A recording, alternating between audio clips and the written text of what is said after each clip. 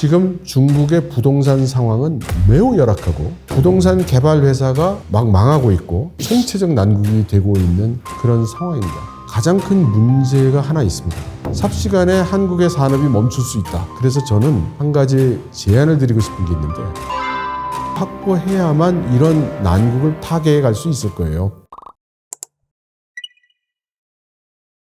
중국의 부동산법을 있습니다. 그리고 전국적으로 퍼져 있고요. 대부분 중국의 행정 구분으로 볼 때 3급시, 4급시라고 불리우는 중소도시들의 부동산 버블이 좀 심각한 상태입니다. 일단 아파트를 지어놨는데 분양이 안 되고 있어요. 그 분양이 안 된 주택을 얼마 전에 중국 정부가 500만 명을 동원해서 실제 조사를 했습니다. 지금 지어 있는데 아무도 들어와서 살고 있지 않은 그런 주택이 거의 6억 명분 이상이 지금 비어 있다는 겁니다. 이것이 이제 하나의 신뢰가 될 것이고, 또 하나는 부동산 기업들이 최근 2년 동안 엄청나게 많이 도산을 했어요. 그 도산한 이유가 분양이 안 되니까, 자금 순환이 막히니까. 그래서 도산을 하고 있는 겁니다. 부동산 버블이 터지면 중국의 금융기관들이 도산이 일어나게 됩니다. 실제로 몇몇 작은 은행들에서는 도산에 가까운 상황이 발생을 하고 있어요. 은행이 도산을 하게 되면 주요 기업체나 산업체들이 자금을 제대로 돌릴 수 없게 되죠. 그래서 산업체들과 기업들이 제대로 일을 할 수 없게 되면 수출이나 생산을 제대로 할 수 없게 됩니다. 그리고 그들이 제대로 기업 활동을 못하게 되면 정부가 세금을 받을 수 없게 되고, 정부의 세수가 줄어들게 되면 지금 중국 정부의 재정 부채도 엄청나게 많은데 이것이 악화되면서 더 나아질 방법도 없게 되니 상황에 따라서는 일부 지방정부별로는 정부의 파산이 있을 수도 있습니다. 우리는 중국에 수출하는 비중이 우리 전체 수출의 30%가 넘고요. 수입하는 비중도 마찬가지예요. 그런데 그 수입하는 비중 중에서도 중국에 진출한 우리나라 기업들이 생산한 물품이나 식품을 가져오는 경우도 많이 있죠. 중국의 경제가 엉망이 되면 우리의 수출이 30%나 줄어든다는 거고요. 우리가 구하려는 원자재나 식자재도 제대로 구할 수 없다는 뜻이 됩니다. 그러니 우리나라가 평온할 리가 없죠. 지금 무역 적자가 심해지고 있고, 여기에 중국의 경제가 제가 말씀드린 그런 엄청난 사태에 부딪히게 된다면 우리가 중국에게 받아야 하는 수출 대금, 그리고 무역 대금, 이런 것들이 다 문제가 되겠죠. 그리고 전 세계적으로도 충격파가 가서 국제적인 무역이 엉망이 될 거예요. 그 질서가 새로 잡히는 데까지 시간이 또 많이 소요될 겁니다. 이것은 그 부동산에 투자되는 자금이 얼마나 들어오고 있는가를 표현을 한 겁니다. 여기 보시면은 지난 1년 동안 계속해서 마이너스 상태로 내려가고 있는 것을 보실 수가 있어요. 2021년 대비해서 2022년에 부동산에 대한 투자가 계속 줄어들고 있었고, 줄어드는 폭도 점점 심해졌던 거죠. 그런데 최근에 오면 역시 줄어들었지만 그래도 줄어드는 정도가 조금 감소했습니다. 그것은 새정부, 새 내각이 출범을 했기 때문에 여기서 새로운 정책을 내놓고 있기 때문으로 보이죠. 이 그래프는 중국에서 공식적으로 만들고 있는 부동산 경기지표라는 거예요. 이것은 여러 가지 항목을 조사를 해서 가중치로 합계를 내는 그런 지표가 되겠는데요. 이 지표를 보셔도 거의 비슷한 모양을 나타내고 있는 것을 알 수 있습니다. 지난 1년 동안 엄청나게 하강을 했고, 그리고 그와 동시에 많은 그 부동산 회사들이 이제 망했죠. 대표적인 게 헝다 에버그란데 같은 회사가 되겠죠. 역시 금년 들어서면서부터 조금씩 마이너스는 마이너스이지만 상황은 약간씩 개선되고 있는 모습을 보입니다. 이 그래프는 비슷하지만 약간 모양이 틀리죠. 위에서부터 내려와서 꽂혔다가 올라가는 게 아니라 아래쪽에서 계속 욕조 같은 모양을 보이고 있죠. 이 그래프는 뭐냐면 부동산 회사들에게 투입되는 자금이 어떻게 흘러가고 있는가를 보여주는 겁니다. 보시면 처음부터 끝까지 마이너스예요. 그것도 17%부터 20 몇 %까지 그렇게 마이너스죠. 그럼 무슨 뜻이냐면 부동산 기업으로 들어가는 자금은 없고 나가는 자금만 많다는 겁니다. 그러지 않아도 분양이 안 돼서 어려운 부동산 기업들이 어떻게 버티겠어요? 이 그래프는 실제로 부동산이 판매되는 그 상황을 보여준 것인데요. 투자 들어간 것이나 경기지표와 밀접한 관계가 있어서 모양이 비슷하게 나옵니다. 역시 지난 한 해 동안 계속 마이너스를 보였던 것을 알 수 있고, 최근에 들어와서 상당히 호전은 됐으나 역시 마이너스인 걸 알 수 있어요. 우리가 전국에 있는 중국 부동산들이 이렇게 어렵다는 걸 알았습니다.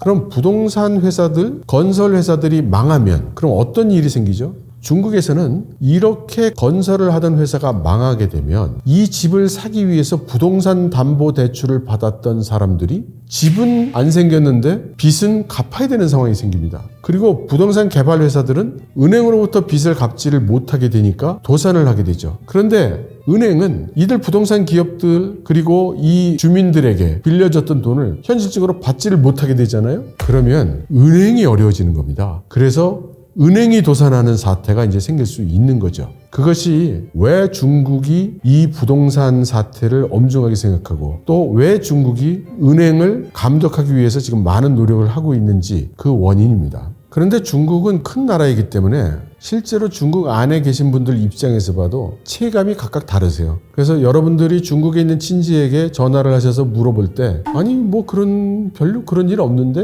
뭐 이렇게 얘기를 들으실 수도 있고요. 그런 분들은 제가 아까 말씀드린 것처럼 베이징, 상하이, 광저우 같은 큰 도시에 사시는 분들일 거예요. 그리고 지역으로 볼 때도 동서남북 지역에 따라서도 차이가 크게 있습니다. 여기 표를 보시면 동쪽 지역이나 중부 지역은 그나마 좀 낫고요. 서부 지역이나 동북 지역으로 가게 되면은 엄청나게 상황이 나쁜 걸 알 수 있어요. 그럼 중국의 동북 지역이라면 만주죠. 그리고 만주에는 우리 동포들이 많이 사는 연길, 그쪽 지역은 지금 부동산 데미지가 엄청납니다.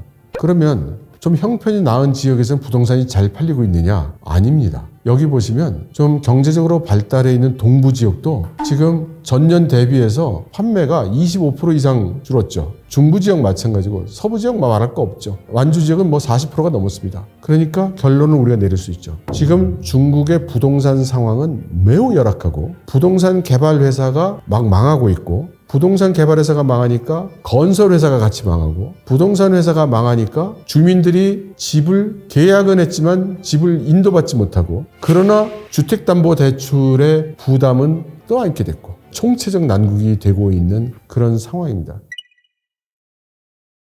시장을 확보해야 됩니다. 중국 시장, 미국 시장, 양다리 시장을 모두 확보해야만 이런 난국을 타개해 갈 수 있을 거예요. 지금부터는 미국이나 중국 위주의 시장보다 우리가 그동안 약간 등한시했던 남반부 시장이라고 부르죠. 아세안 시장, 중동 시장, 남미 시장 이런 것을 집중해서 개발해야 할 것으로 생각합니다. 중국에 우리가 얼마나 의존하고 있냐는 걸 아주 극단적으로 알려준 사례가 요소수 사태 같은 거죠.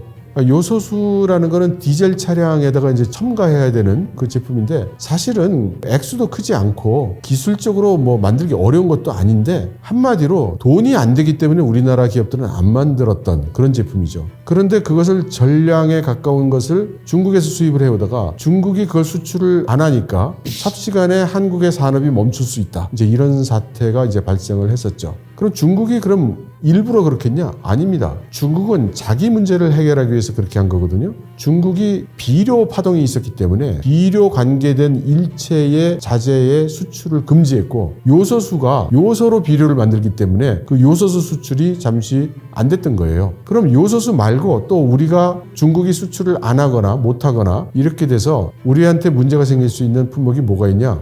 모릅니다. 그 수많은 상품 중에 뭐가 얼마나 있는지 어떻게 알겠어요? 거의 무방비 상태로 있다고 봐야죠. 가장 큰 문제가 하나 있습니다. 중국을 마음에 들어하지 않는 거는 좋은데 중국이라는 그 두 글자로 송두리째 다 묶는 게 문제예요. 중국 사람도 싫고 역사도 싫고 문화도 싫고 상품도 싫고 중국 돈도 싫은 거냐? 14억 인구가 다 미운 거냐? 그런 식으로 증오를 키워가서는 안 된다고 생각합니다. 그래서 저는 한 가지 제안을 드리고 싶은 게 있는데 중국 사람과 중국 정부는 나눠서 생각해야 됩니다. 그래야 나중에 일본이나 중국이나 새로운 정부나 새로운 인물들이 들어섰을 때 우리가 계속 평화롭고 우호적인 관계로 살아갈 수 있을 테니까 말이죠.